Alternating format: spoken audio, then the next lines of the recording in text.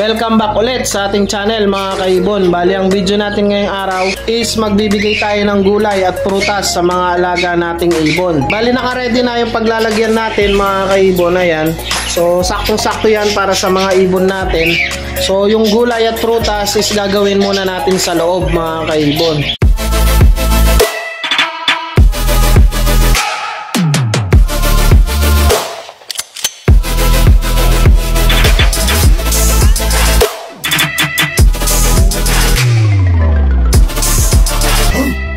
Yun mga kaibon, bali ito yung mga prutas at gulay na imimix natin, na ibibigay natin sa mga ibon natin. So gagamit tayo dito ng spin cutter mga kaibon na yan para may panggiling tayo sa mga gulay at prutas. Bali meron tayong lettuce dito, ayan. And then meron din tayong red pepper mga kaibon, ayan. And then meron din tayong carrots.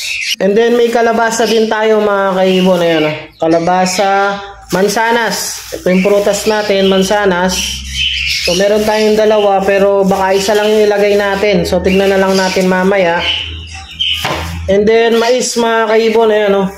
Yellow na mais. Meron tayong yellow na mais. At sili. Siling pula mga kaibon, ayan. So dalawa lang yung siling pula natin dahil may red pepper na tayo. Bali yan yung mga imimix natin mga kaibon, i-grind natin dito para medyo lumiit, madurog. So ito yung mga ibibigay natin sa mga alaga nating ibon. Yun mga kaibon, bali naugasan na natin, nalinisan na natin, nabalatan na natin. And then chinap na rin natin ng medyo maliliit para magkasya dito sa ating grinder mga kaibon. So i-grind ko na mga kaibon and then update ko kayo pagka ibibigay na natin. One eternity later. Yun mga kaibon, bali ito na yung kinalabasan nung ginawa natin. Ayan, na-grind na natin lahat mga kaibon. So ang mix nga natin is lettuce, mais, red pepper, carrots, kalabasa at siling pula mga kaibon. At mais.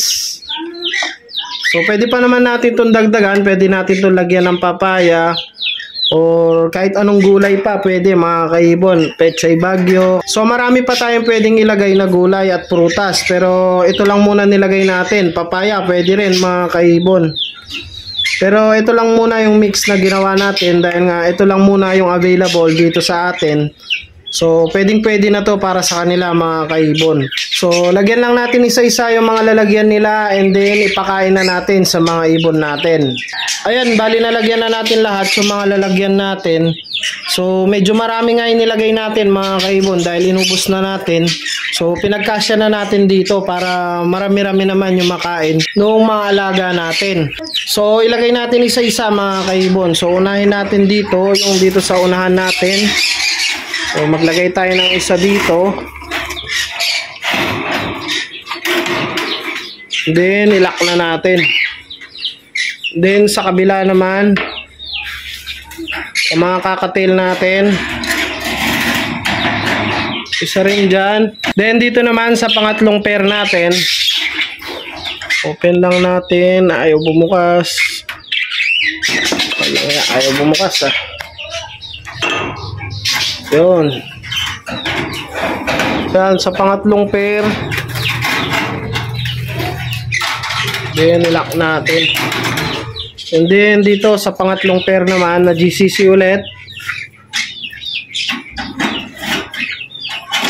Ayan. Lagay na rin natin dyan. Then isara ulit natin. Then dito sa baba mga kaibon, may isang pair ulit tayo ng GCC dito. Lagay din tayo dyan. Ayan mga kaibon, oh, kumakain agad sila. Oh. Ayan o. Gustong gusto kasi nila yan, gulay mga kaibon. So next na ulit tayo sa panglimang pair natin na GCC ulit. Ayan. Lagyan na rin natin dito. Then dito yung nag-iisang alps 2 natin, lalagyan din natin dahil nga may painakay siya dito. Ayan. And then yung pair natin na budget kit, lalagyan din natin syempre. So lahat sila mabibigyan mga kaibon. So pera lang yung mga kalapati natin dahil iba yung binibigay natin na gulay sa kanila mga kaibon. Then, syempre, yung panghuling mabibigyan mga kaibon, ito yung malaki. So, dito natin ilalagay dito sa ating colony cage mga kaibon. Dahil nga maraming ibon dito, kaya malaki yung lalagyan natin. So, lagay na natin to. Yun, no? Medyo natakot sa lalagyan. Ayan. Yun, no? So, all set na sila mga kaibon. May gulay na lahat. Gulay day mga kaibon. So, ayan o, kumakain na sila. So, yung iba medyo naiilang pa mga kaibon. Pero yung iba kumakain na. Ayan o.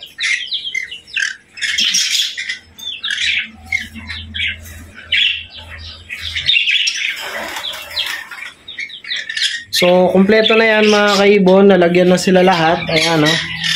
So, kumakain na silang lahat. And then, dito rin sa ating colony cage. So, ayun, yun na yung video natin ngayong araw. So, sa mga gustong mag-try, so, sumubok dun sa mix natin ng gulay. So, i-try nyo na. So, maganda nga yung gulay para sa mga alaga nating ibon. Bali, ang pagbibigay ko pala nito mga kaibon is tuwing Webis lang at Lunes mga kaibon. Bali 2 times a week lang ako magbigay. Dahil medyo may ginagawa tayo, dahil medyo matrabaho din yan mga kaibon. So pwede naman kayo magbigay ng every other day. So depende naman sa inyo mga kaibon. Dahil nga gulay naman yan, hindi naman makakasama sa mga alaga natin. So kahit madalas tayo magbigay is walang problema. So ayun, bali hanggang dito na lang muna. Hindi na natin masyadong patatagalin yung video natin ngayong araw. So huwag niyong kalilimutang mag-like, share, and subscribe. And i-click nyo na rin yung notification bell para updated kayo sa mga susunod pa nating videos. So happy breeding sa inyo mga kaibon. And ingat!